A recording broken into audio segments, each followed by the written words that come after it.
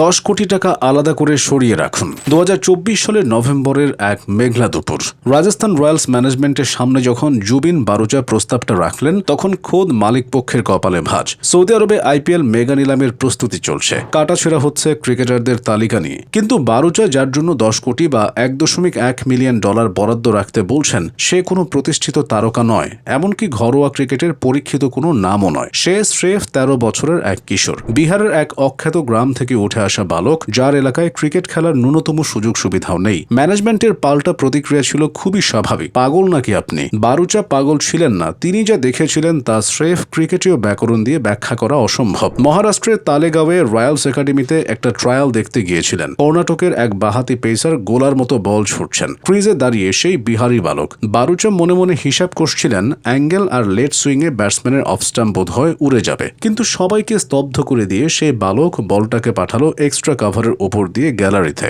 অবিশ্বাস্য এক ছক্কা। বারুচা স্মৃতি হাতড়ে বলছিলেন, আমি কি দেখছি তা বিশ্বাস করতে পারছিলাম না। তার মনে পড়ে গেল যশস্বী জয়সওয়ালকে দেখা প্রথম দিনের কথা। DY পাটিল স্টেডিয়ামে ট্রায়ালে প্রথম বলেই জয়সওয়াল প্রায় হেঁটে গিয়ে ফাইন লেগের উপর দিয়ে ফ্লিক করে 4 মেরেছিলেন। সঞ্জু স্যামসনকেও তিনি প্রথম দেখেছিলেন জয়পুরের প্র্যাকটিস গ্রাউন্ডে। অমিত সিং বাউন্সার দিয়েছিলেন, স্যামসন সেটা পাঠিয়েছিলেন ইনডোর স্টেডিয়ামের ছাদে। প্রথম বলেই অন্য কিছু করে ফেলে, এই গুণটা বিশেষ কারো কারো থাকে বলেছিলেন বারুচা। কিন্তু বিহারি ছেলেটা এরপর যা করল তা আরও অসাধারণ। ট্রায়াল শেষে অন্য সবাইকে বিদায় করে বারুচা সে বালককে একা রাখলেন। নাম তার বৈভব সূর্যবংশী। নেটে নিয়ে আসা হলো সাইড আর্ম বিশেষজ্ঞ বোলারদের, যারা ঘন্টায় 157-58 কিলোমিটার গতিতে বল ছুটতে পারেন। 6 ফুট 4 ইঞ্চির একজন বোলারকে বলা হলো অ্যাটাক করো। বৈভবকে বললেন, বল কিন্তু অনেক দ্রুত আসবে। বৈভব স্রেফ হাসলো, হ্যাঁ স্যার, নো প্রবলেম। প্রথম কয়েকটা বল সে ছেড়ে দিল অসামান্য দক্ষতায়, যেন ওই গতির ঝড়ে তার কোনো হেলদোল নেই। এরপর এলো সেই মাহেন্দ্র খন। 157 কিলোমিটার গতির এক শর্ট ডেলিভারিকে সোজা সাইড স্ক্রিনের উপর দিয়ে আছড়ে ফেলল বৈভব।